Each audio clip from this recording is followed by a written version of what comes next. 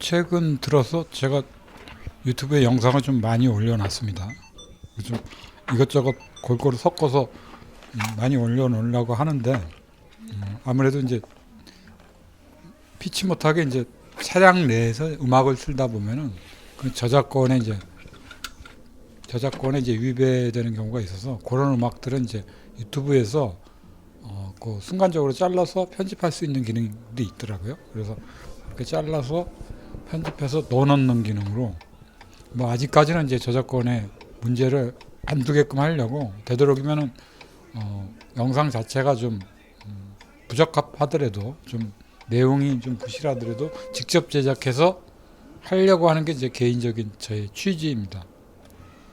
그리고 이제 차량 관련 얘기와 그리고 이제 다소 이제 제가 지식이 좀 부족하긴 한데 컴퓨터 관련 얘기들도 한번 이제 여기에 유튜브에서 많이 다뤄보려고 그러는데, 되게도 이렇게 제가 자료를 올려놓다 보니까 흥미가 있는 부분이 있고 흥미가 없는 부분이 있기 때문에, 조회수라든가 뭐 이런 게 거의 없는 경우는 이제 저의 경우에 이제 컴퓨터에 관련된 얘기를 올려놨을 때 굉장히 식상한 것 같습니다.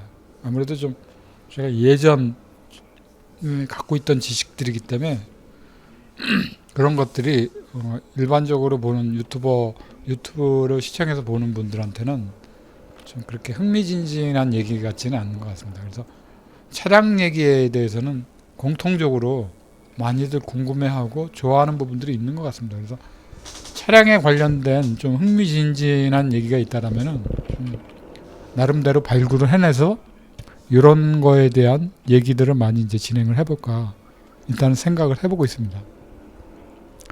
워낙 제가 이제 두서없이 이제 자료들을 올리다 보니까 어디서 어떻게 이제 상황이 전개될지 모르는 부분들도 많기 때문에 이런 거에 대해서는 이제 보시는 분들이 많이 양해를 해주셨으면 합니다. 뭐 편집 자체가 뭐 아무래도 이제 아마추어다 보니까 뭐 이렇게 뭐 썩 세련되게 하기보다는 그냥 있는 그대로의 이제 모습들을 편집을 해서 올려주는 거기 때문에 뭐 그런 점들은 감안을 해서 받아들여 주시기 바라겠습니다. 그리고 이제 운전을 하면서 나름대로의 이제 그 경험담 같은 거는 얘기 삼아 이제 많이 올려놓기로 하려고 하는데, 아무래도 운전을 처음 배우는 분들한테는, 아시는 분들한테는 큰 의미가 없을 수도 있는데, 처음 운전을 접하거나 이제 처음 운전을 배우신 분들한테는 그런 것들이 아주 사소한 것이긴 하지만 굉장히 도움이 될 거라는 취지에서 제가 그런 것들은 뭐 어떻게 봤을 때는 아는 분들 입장에서는 유치한 부분일 수도 있는데, 알지 못하는 경우에서는 이제 좋은 팁이 될 수도 있으니까 그런 거에 대한 거는 이제 많이 올려놓도록 되도록이면 이제 하겠습니다. 그리고 이제 막가는 형에서 이제 운전을 하면서 우리가 굉장히 주의해야 될 부분들이, 계속 앞서서도 얘기를 했지만 운전자는 이제 차를 탔을 시에 가령 본인이 혼자 타고 운전을 하는 경우에는 큰 문제가 안 될 수도 있는데, 내 차에 이제 여러 사람이 탔을 경우에는 굉장히 중요한 게 주변 사람들한테 경각심도 같이 심어줘야 됩니다. 그리고 운전자의 지시에 따르게끔 그 사람들을 유도하는 게 제일 좋은 운전 방법이라고 봅니다. 왜 그러냐면은 실제로 운전을 하면서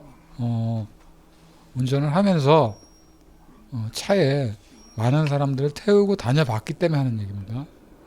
예전에 이제 승합차 같은 경우는 이제 뭐 많은 경우에는 아주 오래전 차량은 15명까지도 타죠. 요즘은 한 9인승 정도에서 7인승 내외의 차들이긴 한데, 그런 차들을 타다 보면은 탄 사람들의 개별적인 행동을 통솔하기 힘듭니다. 왜 그러냐면 통솔을 하려고 하는 게 아니라, 도로라는 것은 어떤 상황에 어떻게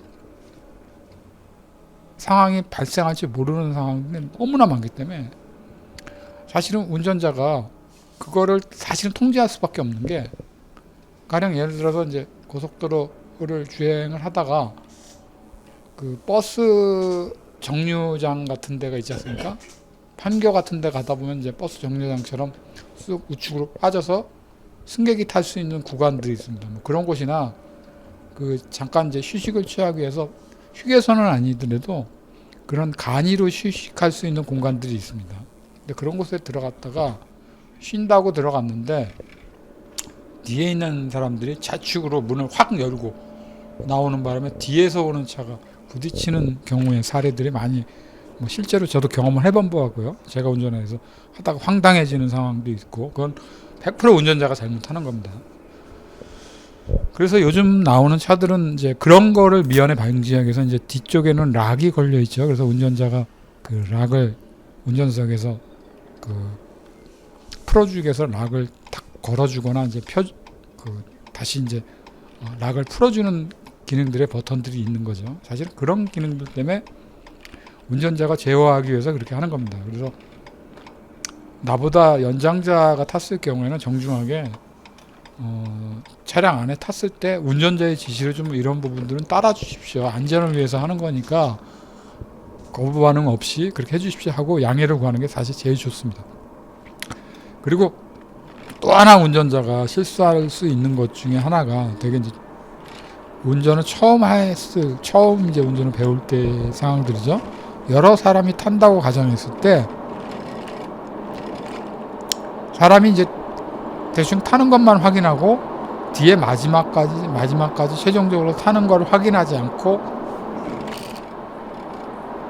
체결된 사이드 브레이크를 내리고 시동을 걸어서 악셀레이터를 밟아서 주행을 하는 사람들 있는 경우들이에요. 그래서 차가 문이 닫히기도 전에 맨 마지막에 탄 사람이 끌려가는 경우, 그래서 그런 황당한 일들도 있습니다. 실질적으로 있습니다. 그래서 운전자도 항상 조심해야 되는 거는 마지막을 항상 완벽하게 확인한 연후에 시동을 걸고 출발하는 게 맞습니다.